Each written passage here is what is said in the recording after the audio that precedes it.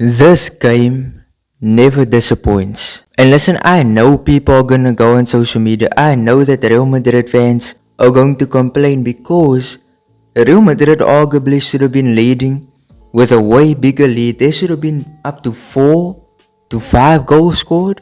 So when we look at this lineup, it is a good lineup. You're seeing Asencio starting, and basically it's a good lineup while the team has some massive injuries. And when the game began, you could clearly tell that this game was different. This was not the same as in previous years, in which it looks like Real Madrid was struggling, defending the entire game. No, this one was different. It was end to end. Matter of fact, Real Madrid, in my opinion, played better. Literally, I think Real Madrid outplayed them. Because let me tell you, there were so many opportunities to score. First of all, that first chance of Real Madrid, besides the one that was called as a penalty but it was offside, the Mbappe chance was such a beautiful play, and I think this is one of the best Real Madrid plays of the season. And this was such good play. It's just unfortunate that it did not end up in a goal, and that was a play that in my opinion deserved a goal. But the first goal of the game did not come from Real Madrid, it came from Manchester City. And let me tell you something, I was disappointed with this. It was avoidable, but it also was good play for Manchester City. That chest control from Guardiola to Erling Haaland for him to score, I think it was a good goal, to be honest. And I think that goal woke Real Madrid up, because after that they started to play better. Well, not immediately, because we did have to wait for the second half for them to actually do something. And this came from a Rodrigo, or I believe Valverde free kick. It goes to Mbappe. He hits it with his shin. Goes in. Haaland on the score sheet. Mbappe on the score sheet. Modern day Messi versus Ronaldo, some people say. And it's 1-1. So now we're thinking Real Madrid are gonna make a comeback. We're seeing Asencio put on a masterclass. Besides that goal from Haaland, in which he was too short to hit that ball away, this guy dropped a masterclass in this game. This guy is like a regen of Ramos and a bit of Pepe. He plays with passion.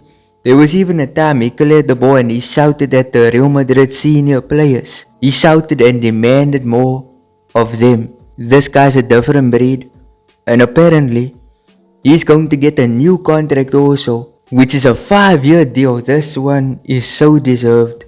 We've been praying for this. We have been hoping for this for many seasons. We've been hoping that an academy player can make it this far and make it into the first team. Raul Asencio is that guy. We found him. This is the guy who is going to take Real Madrid to the next level. And I think he's going to become a starter very soon. Very, very soon. And when I say this, I mean when the players return from injury. I think we will get to a point when Asencio will become a first team starter. But then we go later on into the game, in which Dani Ceballos, who had a decent game in my opinion, gave away a penalty. And this one was tight. It was just on the line. Foden cuts inside, and Dani Ceballos hits his knee onto his knee. Clear penalty in my opinion. And Erling Haaland steps up. He scores it. And I can't remember the last time Thibaut Courtois made a save in the penalty. Genuinely, when was the last time he saved a penalty? But the game did not end there, because Real Madrid made some substitutions. They put Brahim Diaz on, Luka Modric on, and they were massively involved in Real Madrid getting the victory out of this match. They made a double comeback. Like, they came back and then they came back again. So this one was a Brahim Diaz goal. Beautiful play. Brahim scores against his former club, and it was 2-2. And from here, I knew Real Madrid either were going to draw the game and then win it at the Bernabeu, or they will win it in this very game. And that's what they did, because in the final few minutes of stoppage time, Jude Bellingham scores, and this was a tap-in, to be honest. Vini Jr did all the work here, and it's 3-2. Real Madrid win this big game, massive game, to be honest. And even though I still think Real Madrid might not be at their best to win the Champions League. I still think they can win it, but we're just gonna have to wait and see, to be honest. But I missed this type of matches. I missed these high stakes, blockbuster Manchester City matches that we've been getting practically every year. What a game. What a game to witness. The second leg, which is next week, is going to be insane. It's going to be insane, but I do think, however, Real Madrid should beat them. Definitely. This is at their home soil, at their home advantage. They had all the advantages, and Real Madrid still beat them at the Etihad. And they came in slick. They showed the Rodri banner saying, "Cry more, Real Madrid fans, cry about the Ballon d'Or." No one cares about the Ballon d'Or. Literally, that was last year.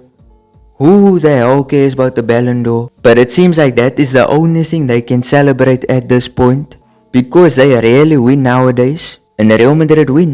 We go into the second leg with full confidence. If Real Madrid bottle this, win, then I'm finished. Then I honestly don't know what Real Madrid do next. And you know what is so funny? The Barca fans who are watching this game hate watching actually, to see Real Madrid lose. I had like 4 or 3 Barcelona fans who were messaging me, bragging about Manchester City scoring. I don't watch Barcelona when they play in the Champions League, because to be honest, Barcelona are not even a threat to this Champions League. Maybe to La Liga and to Copa del Rey.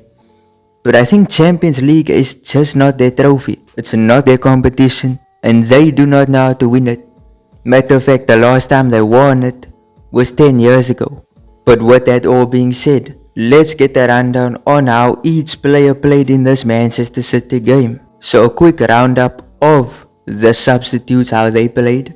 Brahim Diaz, excellent performance, scored a goal. Luka Modric, heavily involved in the 2 goals that came in later on. And I don't remember another sub being made. I think there were only 2 subs being made. So the first team, Thibaut Courtois, I thought he was mid, to be honest. Not his best performance. Conceded 2. He conceded a penalty.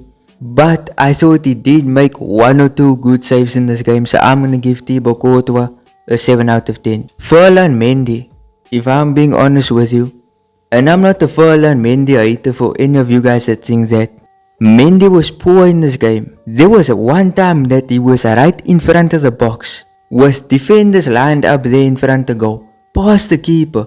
This guy, he's disappointing. What does he even do? Honestly, why did Fran Garcia not start this game? What does Mendy even do at this point? He was disappointing, and I'm gonna give him a 5 out of 10. Fede Valverde, to me, had a good game.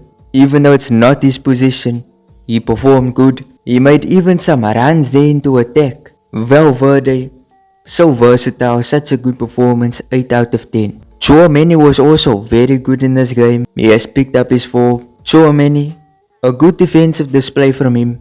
Same situation as Valverde, not in his natural position, but still put in a shift. Still had a good performance, 8 out of 10. Raul Asencio, the academy player, fantastic. This guy has announced himself in 12 matches, by the way. 12 games. This guy who, I honestly, if you told me a year ago that he would be a start in the team, I would laugh at you. I'm gonna give him a 9 out of 10. Eduardo Camavinga, he just came back from an injury, thrown straight into the team, and he was very good in this game. I'm gonna give Eduardo Camavinga a 7 out of 10.